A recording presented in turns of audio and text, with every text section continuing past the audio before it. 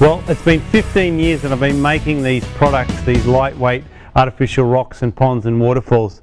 And from making real waterfalls and real ponds and streams and things like that out of real rock, I got into this and I thought, okay, what could I do to make it really, really easy so I can install these and other people can install these well. And so the first thing I made is waterfalls, and the waterfalls are lightweight, they don't leak, and they're great formations, and there's a variety of sizes from small all the way up to extra large.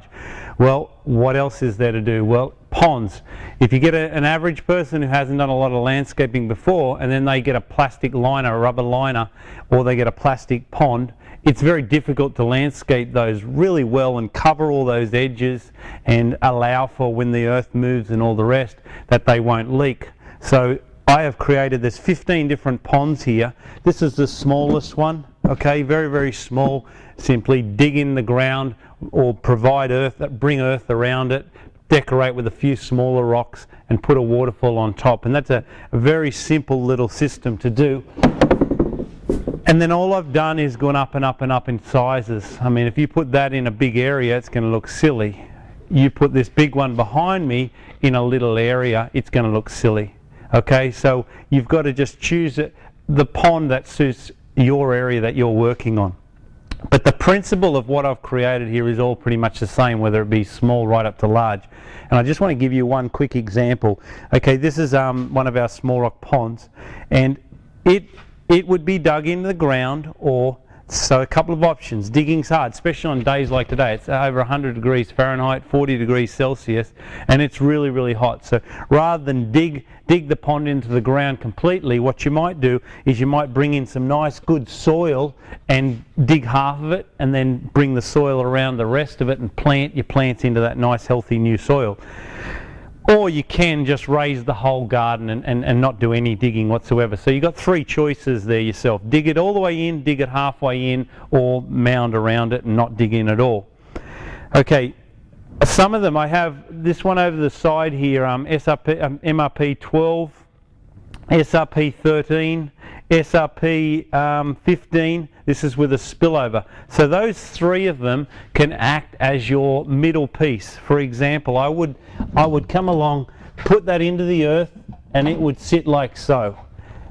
It would overhang so the water doesn't run over the edge here, and then I would grab one of our waterfalls, or you make your own. I'm not saying you have to use ours, but you would then put a waterfall here.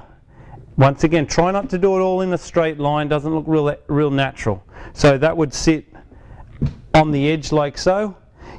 If you're really worried about kids sort of trampling all over it and it not being secure, what you can do is come along with some decking screws or stainless steel screws and screw this into the edge of the pond here, screw it into the edge of the pond there as well. And it's, you know, simple to do. The screws is just really, really quick. So this whole job, let's say we dug half of it. You got 10 minutes in digging half of that. You'd throw that soil up here. It sits underneath here. You bring 3 or 4 wheelbarrows of soil in, all here. You bring your plants in, you dig those in, or you put your pump and your tubing in, you run your tubing around the back. It'll just squash straight into your fitting that's on the back of the waterfall. And then you would screw it in if that's what you wish to do, plant it out. So probably if you allowed a couple of hours for this whole project, it would be a fun little exercise at home. Get a little pond light in there, you get the reflections of a night time, you get the sounds when everything's quiet, and it would be a stunning little feature. So same principle again, using these bigger ones, using the next size up and then the next size up. So if you install these properly, you can walk on them. Okay, so the main thing is you make sure that the base of the pond is supported with sand, and that's your longest process, is making sure that if you step in here, it's stepping into a supported base. Then what you do is you backfill right up under these edges. So when you're walking on the edges to clean your filter or to feed your fish or whatever you may be doing, this doesn't move. The more you make this sturdy, the safer it is, the better it looks. The more you cover these edges, the more realistic it looks. So pond in, waterfall on top. There's one other thing which I make. Let me just grab this. We make various sizes of pump cover rocks. This is the large one, so this is a bit big for here, but it will simply go in to your pond. It will cover your pump, your tubing and your electrical lead. So you don't want to go to all this trouble, cover all your edges, put lovely plants in, and next thing you know you see big ugly black pump and tubing and electrical lead. So try and spend the time, finish it off beautiful, and you'll be proud to bring your friends over to have a look at. In addition to what I just shown you with the dig-in ponds, these are self-contained patio ponds, whereas they don't need to be dug in.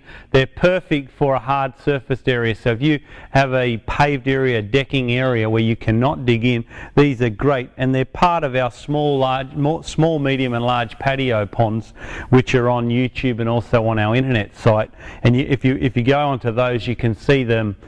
You can see them getting installed, where I've set them all up individually. They take no more than 10 minutes. If you've got all your gravel, your plants, the whole bits and pieces, it's really quick. So jump on their website and have a look at those.